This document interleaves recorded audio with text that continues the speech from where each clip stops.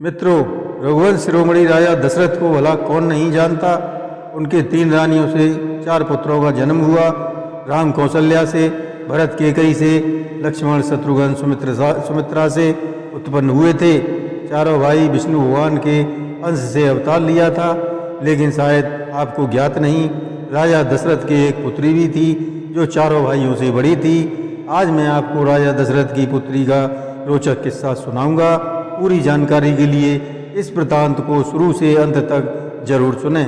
नमस्कार, मैं Ranveer Singh lotus entertainment में आपका हार्दिक स्वागत करता हूं। मित्रों, अयोध्यापति राजा दशरथ एक पराक्रमी तथा न्यायप्रिय धर्मनिष्ठ राजा थे, जिन्होंने अपने पराक्रम से बहुत से युद्ध लड़े और सब में विजय पताका फहराई। उस समय अच्छे अच्छे राजे महाराजे उनके भय से थर थर कांपते थे। वे एक अतिरथी भी थे। अतिरथी उसी को कहा जाता है जो अकेला ही 10,000 योद्धाओं को हराने में सक्षम हो, इसलिए वे दशरथ के नाम से विख्यात हुए। उनकी ख्याति सुनकर देवराज इंद्र ने एक बार उन्हें देवासुर संग्राम में बुलाया था। वहाँ पर भी उन्होंने राक्षसों को पराजित कराने में मुख्य भूमिका निभाई। वहीं पर राजा ने केकई को 2 वरदान देने का वचन भी दिया था। राजा दशरथ के एक मित्र थे जिनका नाम रोपन था। वे अंग देश पर शासन करते थे। दोनों में बड़ी घनिष्ठ मित्रता थी। उनके आपस में जुड़ाव का एक कारण और भी था। महारानी कौशल्या की बहन वर्षणी से अंगनरेश रोमपद का विवाह हुआ था। इस प्रकार दोनों में एक रिश्तेदारी भी थी। एक बार राजा दशरथ और महारानी कौशल्या अंग देश गए। वहाँ पर राजा रोमपद ने उनका भव्य स्वागत किया। दोनों में विश्राम के दौरान बातचीत होती है, तब ज्ञात होता है वे दोनों ही निसंतान दंपति थे। वर्षणी के दुख को देखकर दशरथ जी ने कहा, अगर मेरे पहले संतान हुई तो मैं आपको दे दूंगा, ये मेरा वचन है। राजा दशरथ और महारानी कौशल्या वापस अयोध्या आ जाते हैं। कुछ समय पश्चात उनके यहाँ एक पुत्री का जन्म होता है, जिसे दोनों बड़े लाड़ प्यार से उस कन्या का लालन पालन करते हैं। राजा को कन्या से बेहद लगाव हो जाता है। राजा ने उस कन्या का नामकरण शांता के नाम से कराया। इसी बीच एक बार रानी कौशल्या की बहन वर्षणी अपने पति रोमपद के साथ अयोध्या आई हुई थी। उस समय रानी कौशल्या की बहन निसंतान थी।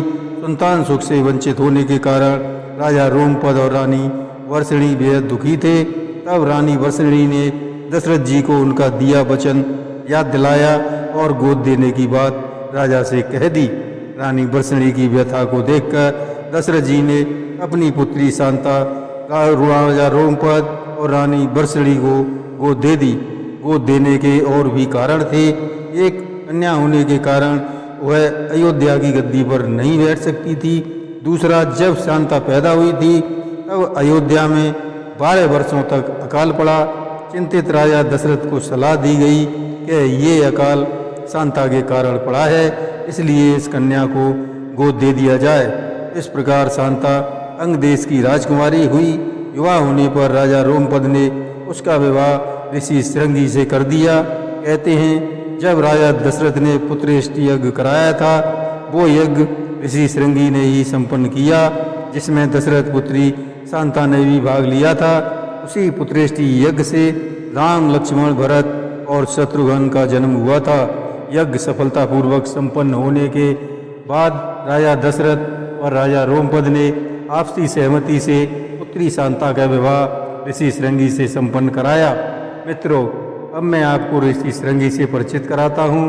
पौराणिक कथाओं के अनुसार ऋषि श्रृंगी विभांडक ऋषि के पुत्र थे, जो अप्सरा उर्वशी से उत्पन्न हुए थे।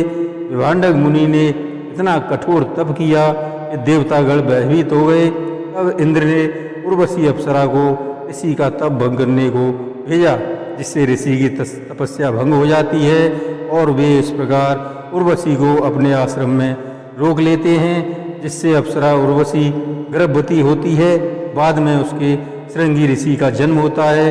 श्रृंगी ऋषि विभांडक तथा उर्वशी के पुत्र थे, जिनका विवाह दशरथ पुत्री शांता से हुआ। इस प्रकार ऋषि दशरथ के दामाद प्रभु राम के बहनोई हुए। तुलसीकृत रामायण के बालकांड में प्रभु राम सीता के विवाह समारोह में भी शांता की उपस्थिति होने का उल्लेख मिलता है। जय श्री राम।